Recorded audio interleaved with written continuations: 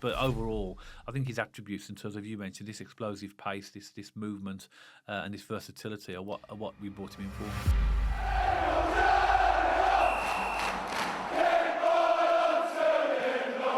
Welcome back to BCFC Royal Blue. Birmingham City have made another signing in the January transfer window, and this time it is left winger Ibrahim Osman from Brighton on loan. This took us by a little bit of surprise, this one, because it came sort of quite quickly.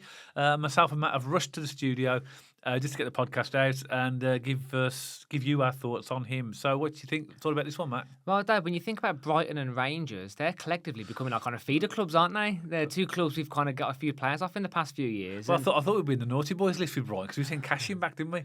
Yeah, true. But obviously that's not affected it. Well, he did an own goal 3 minutes into the Ipswich Blackburn game. Don't ruin the podcast we started. Let's get on to this chap, But just proving that we made the right decision there. You know, he was bought, Dad, for 16 million quid to Brighton. So, you know, it's a serious amount of money. He must have came with a pretty good reputation. And again, full hands up, Dad. In order to do these videos, we have to do our research. We have to look into him. I didn't know a lot about him until I'd kind of done my research and looked into him. But looks like a good player. Again, that classic Davies inverted winger. Yeah. He's predominantly on the left, but with a right foot.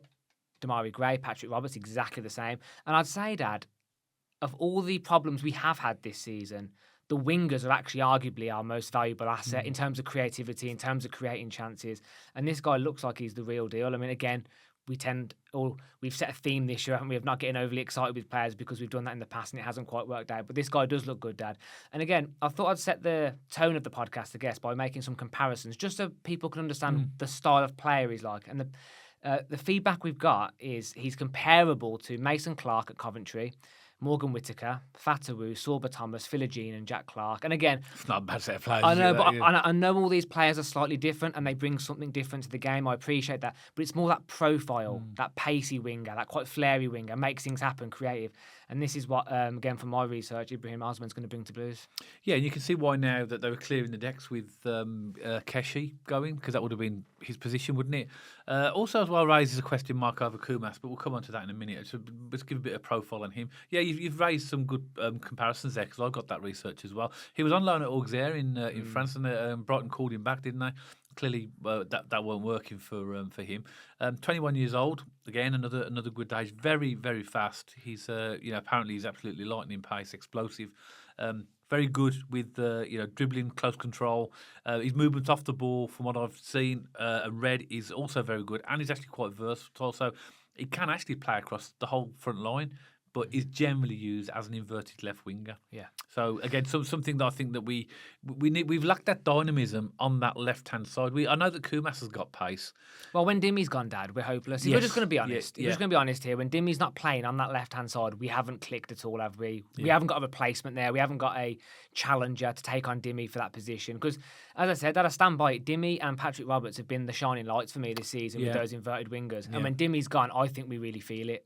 You know, a lot of people, Dad, as well, just want to hit that point home. I'm sure you're going to come straight back at me with a bite on this. But, you know, people look at stats a lot. And people looked at Dimmy's stats and people looked at Ibrahim Osman's stats and they go, I don't want him. He's got, like, you know, look at his goal contributions and stuff. But actually, if you look at Dimmy, he came to us with really underwhelming stats. But look at the output he's had at Blues this season since he started. So, again, I'm just painting that picture. Please, just don't always look at stats and form a complete opinion around it because it doesn't paint the full picture of a player. Give me some stats. I'm just on the edge of my tongue. I'm just about to hit you with some stats now. Before I do that, though, there is something we need to think about as well because he's our sixth loan.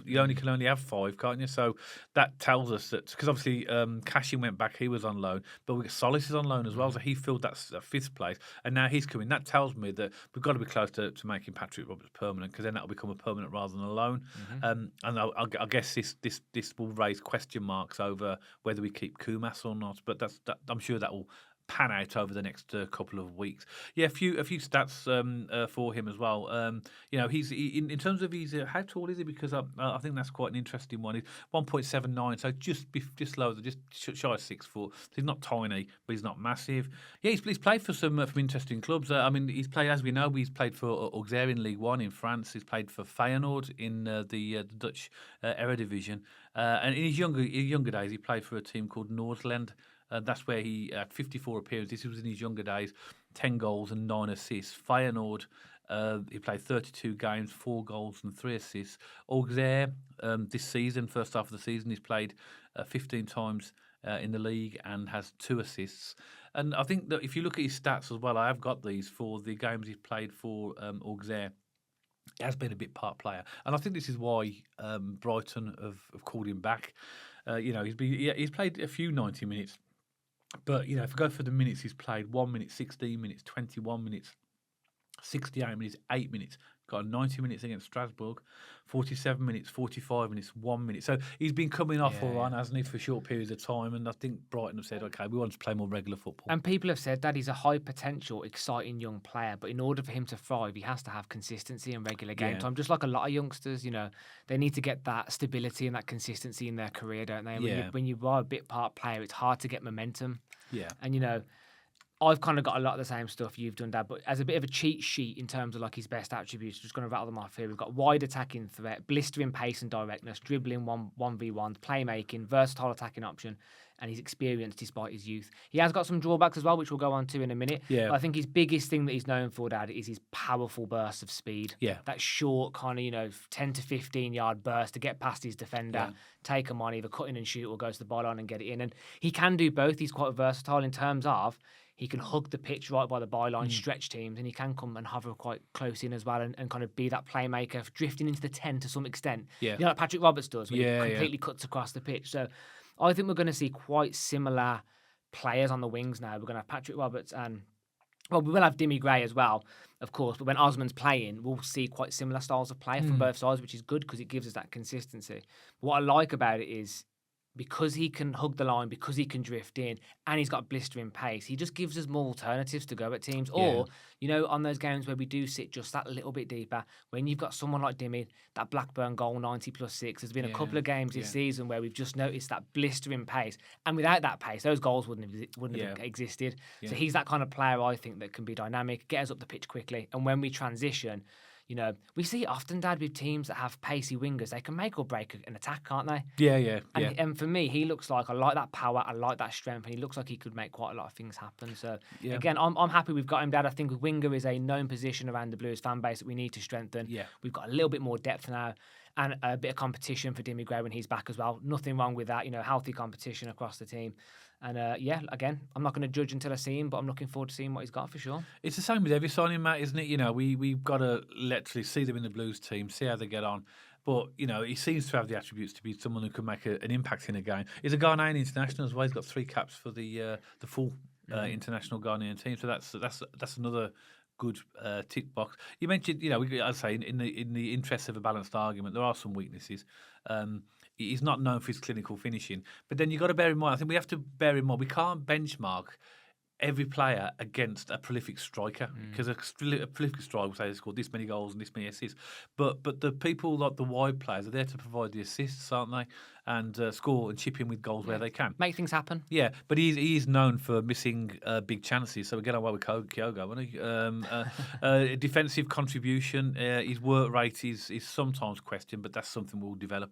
He'll have to in our team. He's going to have to do the defensive work as well. His ball retention can be sometimes questioned, but overall, I think his attributes in terms of, you mentioned, this explosive pace, this movement, and this versatility are what we brought him in for. Yeah, I've got exactly the same, Dad. He needs to improve his end product in front of goal.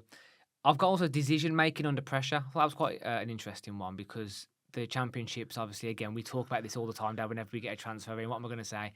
How's he going to adapt to the Championship football? And there are some fans that think like players like this are a bit of a gamble. In terms of some fans like proven names and the stability of a history in the English leagues give you. So I think these players are always a little bit of a gamble in that regard. I'm not saying it's a bad decision. I think he could be fantastic, but until you see them in the Championship or English football, it's hard to know how they're going to adapt. It is always a bit of a gamble. No, exactly. And that's it for me. That's the biggest one. That sort of, will he adapt to the physicality and the tempo of the Championship? I think he will, because he's from Brighton. He's clearly familiar with the English game and the English setup. But again, until he gets going and gets firing, we're not going to know what he's about, really. But that's the whole point, is let's see what he's got. And as I said, I'm excited to see. I like players like this. I've always been a fan of flary, quick, burst of pace kind of players. So he's right up my street, Dad. And I, as I said, certainly hope he's got the goods to deliver as a good second half of the season. Put it that way. Yeah, and like we've said before, every player's a risk until they actually get that blue shirt on and see how they fit into the adaptation with the fact that the championship is highly competitive, how they fit within our system. We're never really going to know because some players come with all these bells and whistles and stats, and then suddenly they turn out not to be what we wanted. So we aren't going to know. But we definitely need additions, don't we? You know, we definitely need more depth in certain positions. And he looks like, I do like, for a winger to have explosive pace. We have got pacey wingers. I like, for example, Patrick Roberts. He's got a burst of pace, but he's able to glide around players, isn't he? Yeah. But this guy, I think he's literally going to ghost past players from what I've read in his pace. So, yeah, hopefully another good sign. I mean, Brighton fans, if you know anything about this guy that you'd like us to know, add your comments below as well. We'd love to get your perspective on your player. Like you mentioned, Matt, they played, is it 16 million? 16 million quid. It's a lot of money. But they paid 10 for cash in as well. Yeah. So they clearly, Brighton have it's not their sole strategy, but they have a strategy to invest quite big in younger players and hope they develop into something massive, don't they? Yeah. But Brighton have a really good recruitment system. I mean, I say recruitment in terms of the academy and who they bring in. But look at Casado. They brought him for quite cheap and sold him for 100 million to Chelsea. Brighton are generally known for producing or nurturing at least good talent and selling them on for big prices. So, you'd argue as well, £16 million to a Premier League club is probably good value, isn't it, for a Premier League club?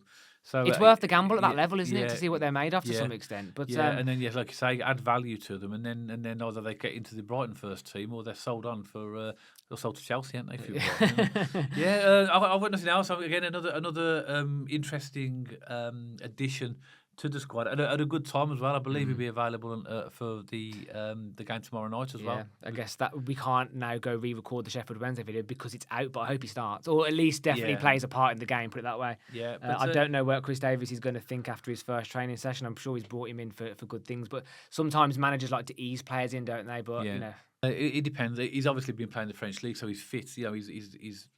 He's not like he's missed loads and loads of games. Although the last few games he was not in the squad for two of them, and on the bench for one. So, but he would have been doing all his training with them as well. But I think he'll start with Kumas and he'll probably come off the bench. I think that's probably what's going to happen. But fair dues, yeah. Let's one. But Chris Davies put Wagner straight in when he came. So he did. You just don't know, do you? But exactly. That's what we think. Birmingham City fans, another addition to the squad.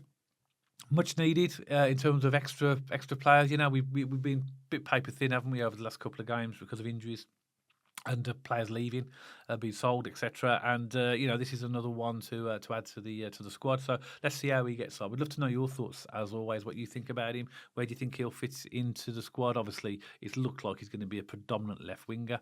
But what's your thoughts on him, his attributes? Let us know how you think he'll go on at Birmingham City. As we've mentioned, if you're a Brighton fan and you've got opinions and comments or any information you'd like to give us, then please share those in the comments below. All we ask for is comments to be respectful, no abusive language, aggressive behaviour or offensive remarks. If you did like this podcast, don't forget to give us a thumbs up. And if you'd like to watch or listen to if you haven't checked us out on social media channels, then have a look at our X page and our Instagram page. And if you'd like to watch or listen to your podcast on Spotify, you'll find us on there as well. And you'll see the handles appearing on the screen for all these channels right now. If you haven't subscribed to the channel already and you'd like to, then hit that big red subscribe button. And if you hit that little bell icon next to the subscribe button, you'll get notified every time myself and Matt put out a new podcast. So that's it for this one. Myself and Matt, see you on the next one. All about Birmingham City.